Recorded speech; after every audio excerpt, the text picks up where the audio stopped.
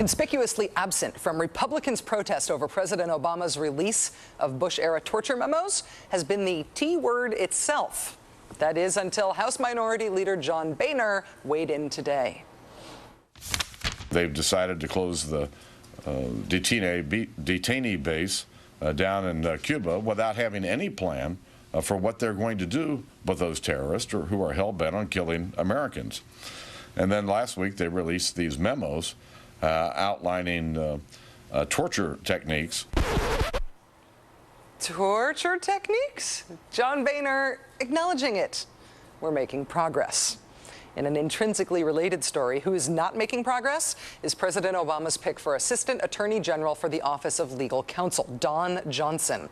The OLC is where the Bush torture memos came from, and Dawn Johnsen was conspicuously critical of the office and its role in the torture policies before the election. Now, guess what? Republican Senator George Voinovich says Johnsen is in real trouble.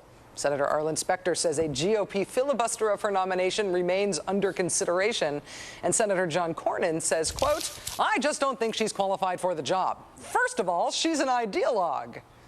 An ideologue filling the position once held by Jay Bybee? No.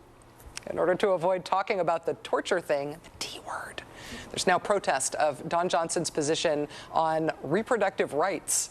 20 years ago, in a footnote she filed in an amicus brief, Johnsen wrote, quote, "Abortion restrictions reduce pregnant women to no more than fetal containers."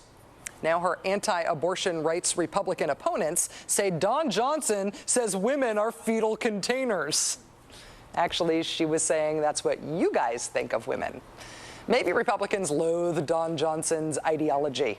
Yeah, right. Maybe the base despises her pro-choice position.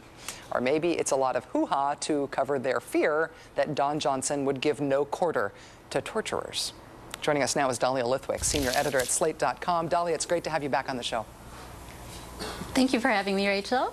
Is the Republican opposition to Dawn Johnson's nomination about her critique of Bush's torture policies? Is it her pro-choice positions? Both? Can you tell? It's everything. She just, I think, was an ideal candidate for them to sort of try out the flame-throwing, that this is a dry run for future confirmation wars.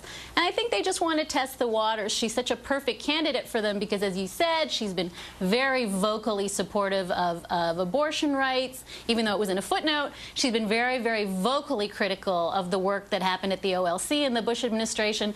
So I think she just looks like a good target, and I think this has nothing really to do with Dawn Johnsen.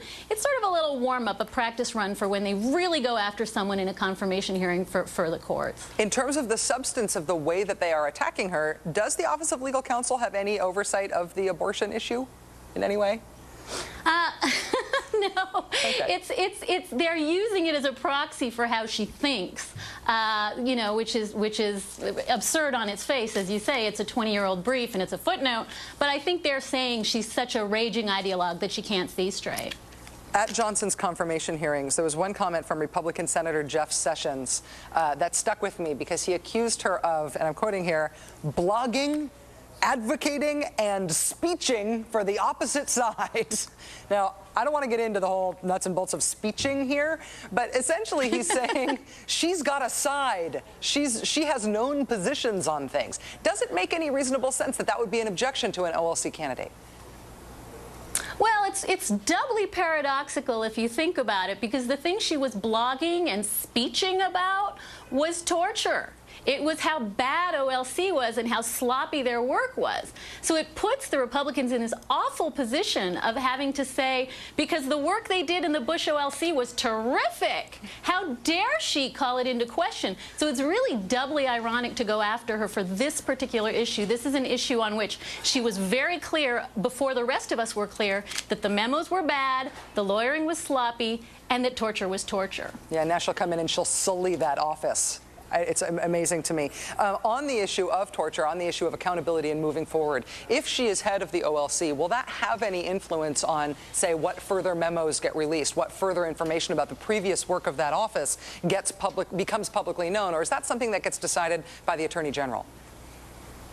Well, she certainly was asked that question at her confirmation hearing, and she said overwhelmingly her approach is sunlight is the best disinfectant, and she's going to try to release as much as she can release without compromising security. So her direct answer to that was, if it ever becomes my issue, my choice, I'm going to err on the side of openness and transparency. Hard to know after last week how much more damaging OLC memos can come out. I don't know what there is left to be horrified by after last week's release.